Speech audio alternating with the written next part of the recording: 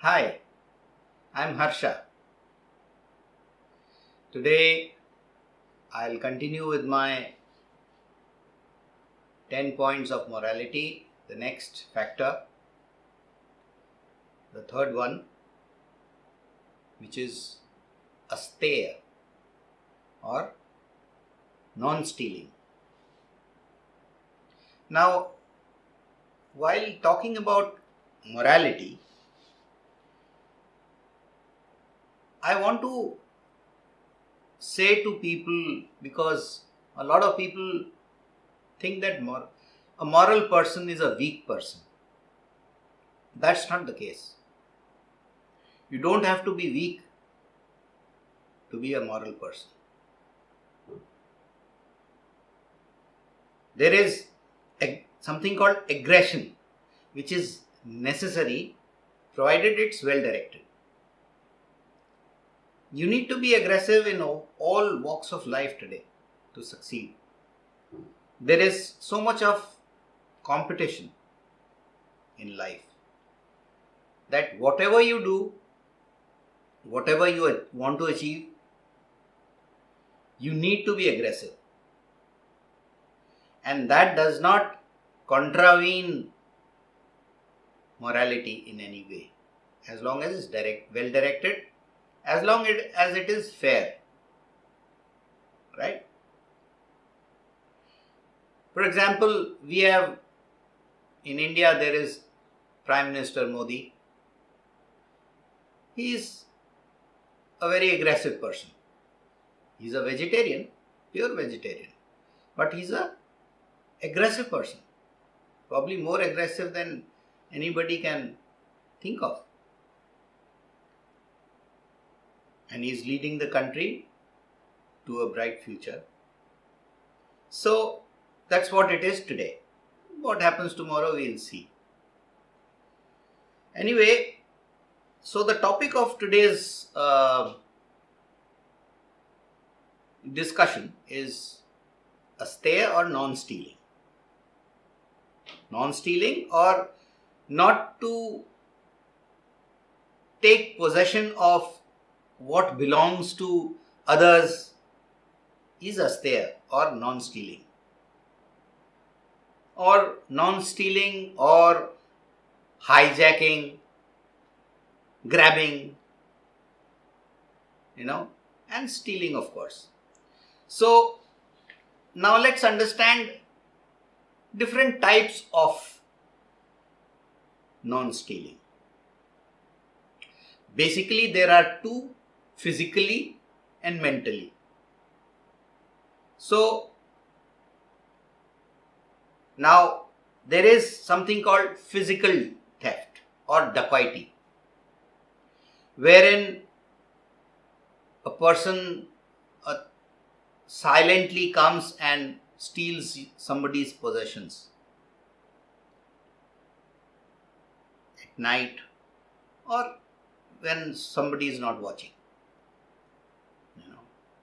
There is pickpocketing. Somebody picks your pocket. So that is stealing. And then there is armed dacoity. They come by force with a gun or a knife or whatever it is, threaten you and take away your money, your possessions, whatever. In some countries, the drug addicts come and attack you for your money because they want to satisfy their drugs. So that is the physical part of the theft.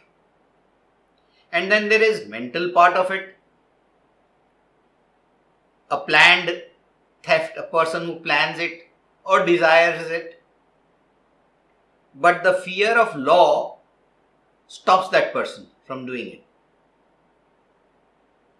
Or the very thought that they will get a bad name, that stops them from physically committing this theft. So that is mental theft. That is also part of theft, stealing. That is also breaking this non-stealing law, morality of this moral law. Then the third thing is to deprive others of their rightful ownership. You actually become responsible for their loss. Somebody has a right to something and you deprive them of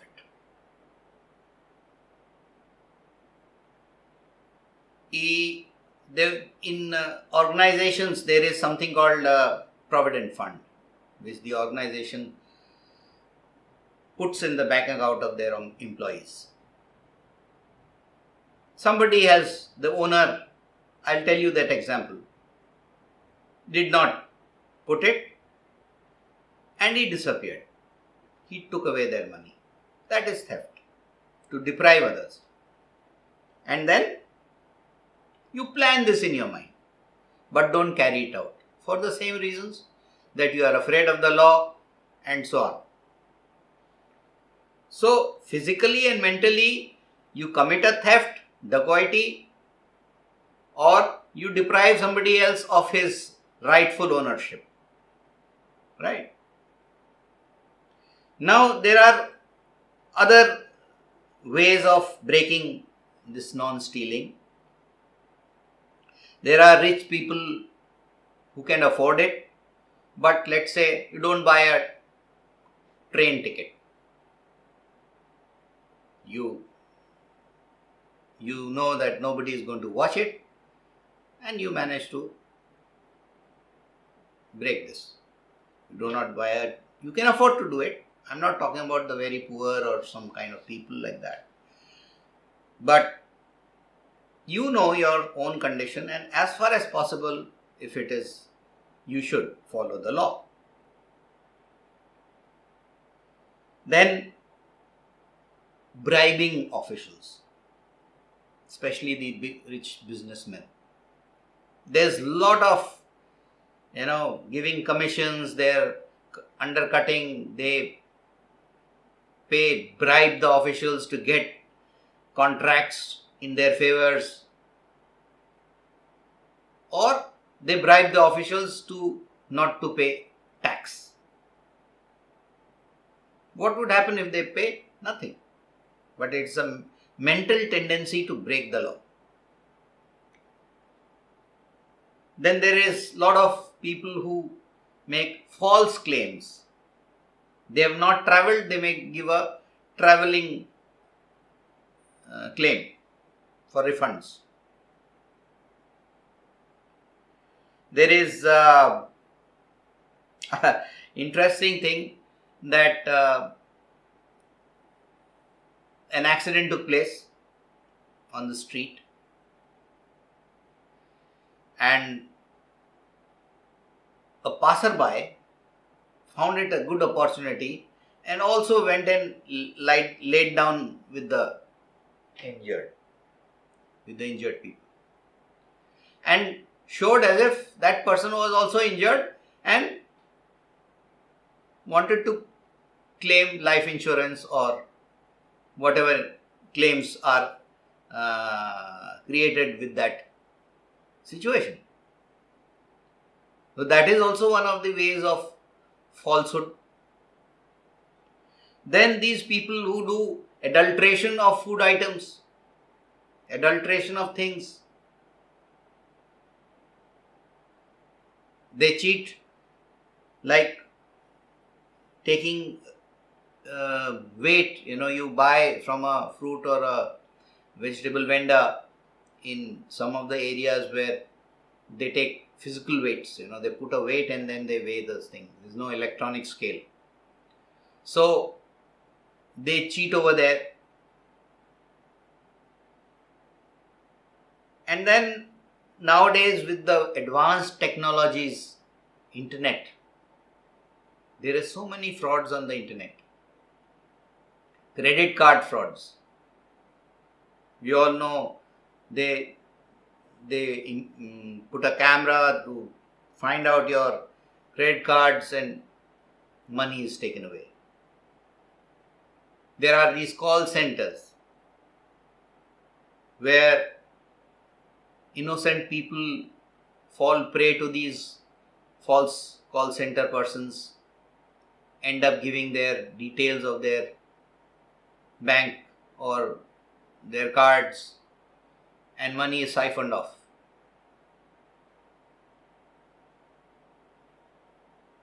So these are different. There may be many more.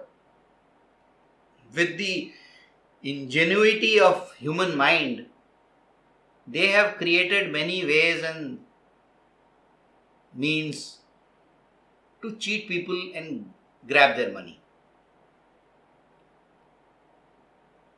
So these are different ways, and I'll give you an example of a very, very famous person in India who is now cheated a lot of people and is ran away to another country. And his name is Mr. Vijay Mallya, who was the owner of Kingfisher Beer, United Breweries, and then he was the owner of Kingfisher Airlines. He owns a Formula One team.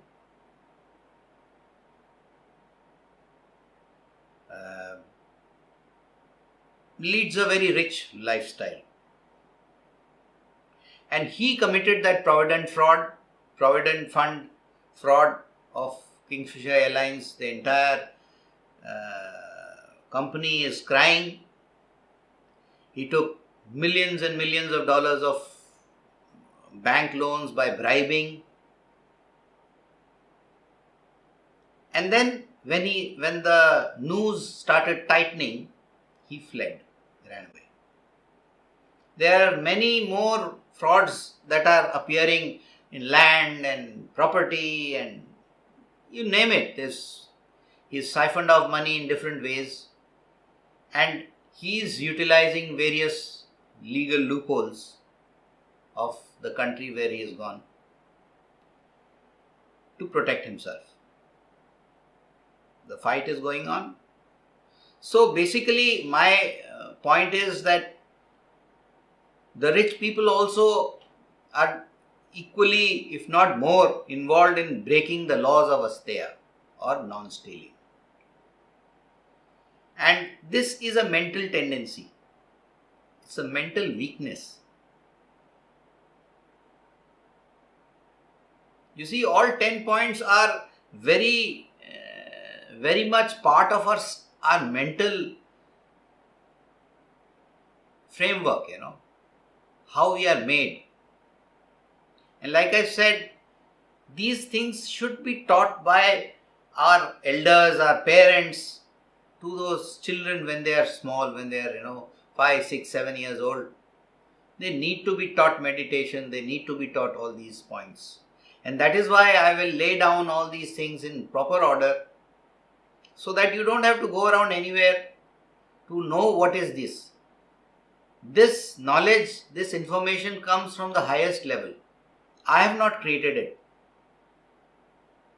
And therefore, there is no adulteration in it, and you will find it's very, very practically explained. So, this is the third point. In my next video, I'll explain about Brahmacharya. The fourth point, Brahmacharya. Brahmacharya is to move in this world with cosmic ideation. It's a very important point. It is the second lesson of our 6 lessons of tantric meditation. and it plays a hugely important role